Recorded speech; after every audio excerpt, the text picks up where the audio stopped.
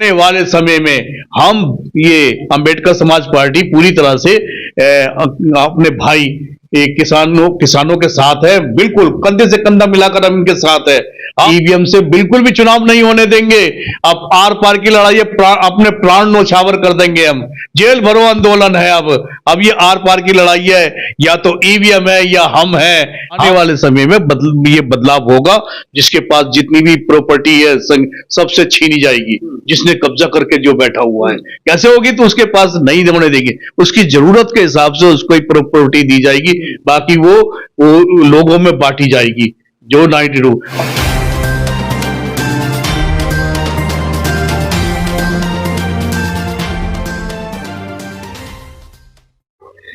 नमस्कार, मैं सुनील अभय और आप देख रहे हैं एचडी न्यूज इंडिया। आज हम मौजूद हैं अंबेडकर समाज पार्टी के कार्यालय पर और हमारे साथ मौजूद हैं दिलीप कुमार वाल्मीकि जी, भावी मुख्यमंत्री दिल्ली के कहे जाने वाले वाल्मीकि जी हमारे साथ आज गहन चर्चा के लिए मौजूद हैं।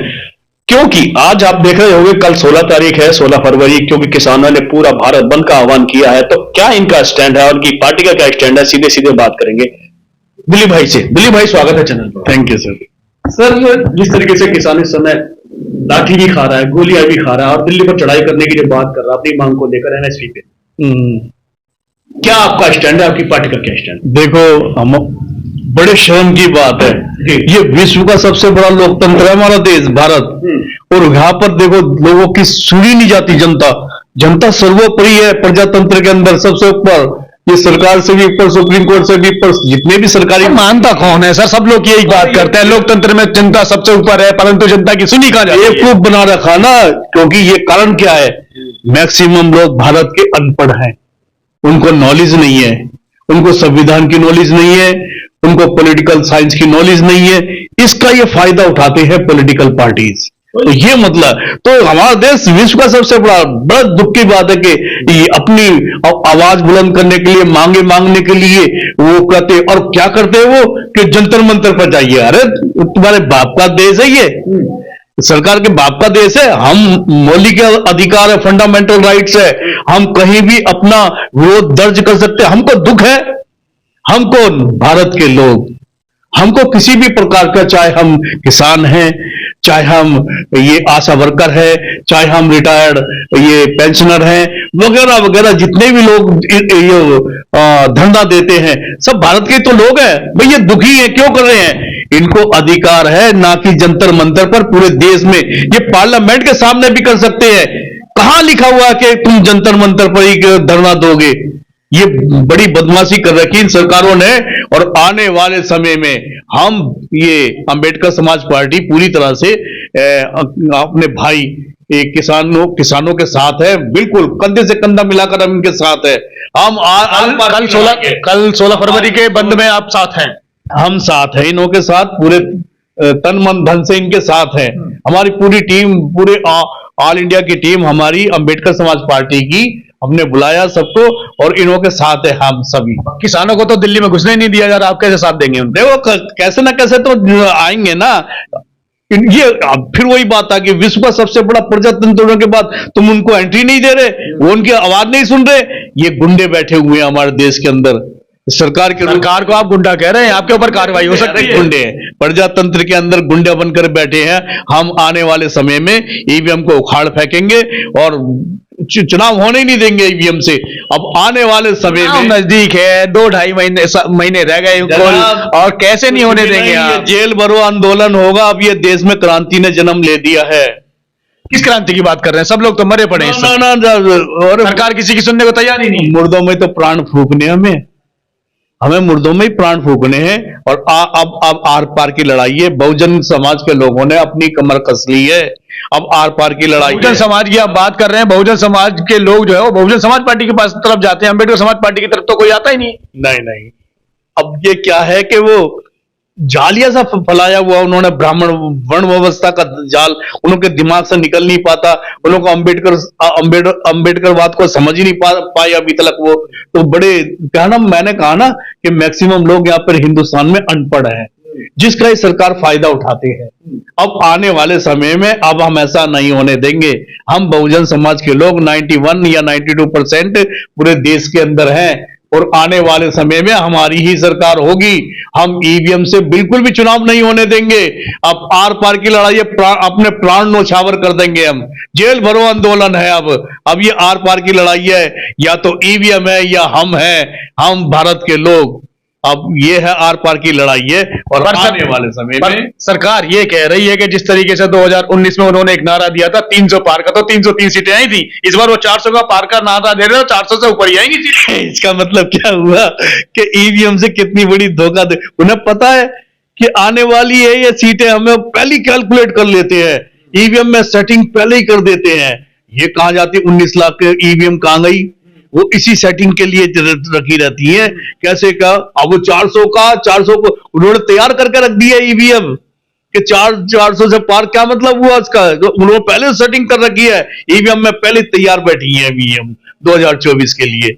और हम तोड़ देंगे सारी ईवीएम को, तोड़ देंगे बिल्कुल। और आने वाले अकेले तोड़ने से हम मतलब हम भारत के लोग, हम अकेले तोड़ने से क्या? अरे मैंने कहा ना, हम भारत के लोग 92-91% जो है बहुजन समाज के लोग, वो तोड़ेंगे।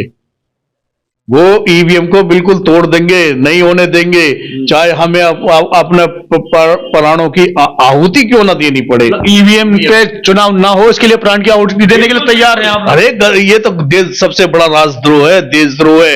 ईवीएम से तुम हेरा फेरी करके जीतते हो। अमेरिका में जाके मोदी कहता है ये तो आत्मा है, हमारे देश में प्रजातंत्र डेमोक्रेसी है, ये तो हमारे डीएनए में बसी हुई है। इतना झूठ बोलता है, इतना झूठ बोलने का वो सम्राट होते हैं ना, जो मास्टर होते हैं, सबसे बड़े बड़े। तो ये सरकार है गुंडों की, गुंडों में राजा, और सबसे बड़े, सबसे सब इनके अधीन है। सब अपने अधीन कर रखे हैं। सब सुप्रीम कोर्ट को भी खरीद रखा है, इलेक्शन कमीशन को भी खरीद रखा है, सबको खरीद रखा है। कोई बोल ही नहीं पाता। पर हम भारत के लोग, हम तो बिके हुए नहीं है, हम तो आजाद हैं। हम इस ईवीएम को उखाड़ कर फेंकेंगे और हम तन मन धन से किसान आंदोलन के साथ हैं। और आने वाला समय हमारे हाथों में होगा। हम सरकार के रूप में हर इस देश में लोकसभा में अपनी सरकार बनाएंगे, राज्यों में अपनी सरकार बनाएंगे, केंद्र शासित प्रदेशों में अपनी सरकार बनाएंगे। हम बहुजन लोगों की सरकार होगी पूरे देश के अंदर आने वाले समय में, और हम असली प्रजातंत्र लाकर रहेंगे इस देश के अंदर। एक मेरा आखिरी सवाल ये है कि जिस तरीके से आप देख रहे हैं कि किसान सड़क पर है, जवान सड़क पर है, आशा वर्कर सड़क पर है, होमगार्ड सड़क पर है, ईवीएम के खिलाफ बोलने वाले वकील भी सड़क पर हैं, उसके बावजूद सब लोग अलग अलग लड़ाई क्यों कर रहे हैं? एक साथ क्यों नहीं लड़ते? नहीं, अभी वो 24 तारीख को जैसे भाई तेज सिंह जी ने बताया ना कि इंडिया इंटरनेशनल सेंटर के अंदर, इसीलिए कि अलग अलग ना लड़े, हम एक इकट्ठे होकर लड़े। हम बहुजन समाज के लोग, हमें जितनी जो भी लड़ाई लड़नी है, हम एक होकर लड़ेंगे। वो इसी मकसद से हो रही है। आने वाले समय में कुछ निचोड़ निकलता दिखाई देगा। हाँ, बिल्कुल निचोड़ निकलता आएगा। सत्ता हमारे हाथ में आएगी, हमसे कोई नहीं छीन सकता है। हम कौन? भारत के लोग, बहुजन समाज के लोग। अगर ब्राह्मण भी हमारा साथ देना चाहे तो दे सकता है, क्योंकि अंबेडकर का भी साथ ब्राह्मणों ने कुछ दिया है, अप्रकाश ने भी दिया, अब भी दे सकते हैं। हम सबको बुरा नहीं मानते, कुछ भी अच्छे हैं, देंगे, हमको भी वोट देंगे। और उनको भी जितनी उनकी संख्या भारी उतनी उसकी हिस्सेदारी। 3% है, 2% है, सबको उनका हिस्सा दिया जाएगा। पर हमारी 92% है, हमारे को 92% हिस्सा मिलेगा। जमीन जायदाद में सबको आने वाले समय में ये बदलाव होगा। जिसके पास जितनी भी प्रॉपर्टी है सबसे छीनी जाएगी। जिसने कब्जा करके जो बैठा हुआ है, कैसे होगी? तो उसके पास नहीं होने देंगे, उसकी जरूरत के हिसाब से उसको प्रॉपर्टी दी जाएगी। बाकी वो लोगों में बांटी जाएगी। जो 92, अब ये जमीन के जो रेट बढ़े हुए हैं सब एकदम नीचे गिरेंगे। आने वाले समय में जमीन के रेट एकदम बिल्कुल मिट्टी के भाव गिरेंगे। मैं चैलेंज करता हूं, क्योंकि ये जमीन अब उनसे लोगों से, जिनके कुछ चंद लोगों के हाथ में है ना, वो छीनी जाएगी। जो प्रॉपर्टी इतनी बनाए हुए, जो धन इतना इकट्ठा किया हुआ है, वो सब आने वाले समय में छीना जाएगा। और ये बहुजन समाज के हाथों में आएगा, क्योंकि सत्ता को बराबर का हक मिलेगा ना सबको। वो ब्राह्मणवादी व्यवस्था खत्म कर देंगे हम। अब ये बहुजन समाज के हाथ में सत्ता आएगी और ये धन और जायदाद का बंटवारा होगा। तो ये थे हमारे साथ दिलीप कुमार वाल्मीकि जी, भावी मुख्यमंत्री दिल्ली के कहे जाने वो बड़ा ही एक जो जोश होता है वो दिखाई देता है। और क्योंकि कल का जो बंद है, भारत बंद किसानों ने जो बुलाया, उनका समर्थन ये करते हैं। आने वाले समय में 2024 में भी बताया ये जा रहा है कि बहुजनों को इकट्ठा करके, एकजुट करके सत्ता प्राप्ति की ओर आगे जाने की इनकी एक जो मुहिम है वो कितनी कारगर सिद्ध होती है, ये देखने वाली बात है। इसी के साथ मैं सुनील अभय, एचडी न्यूज इंडिया।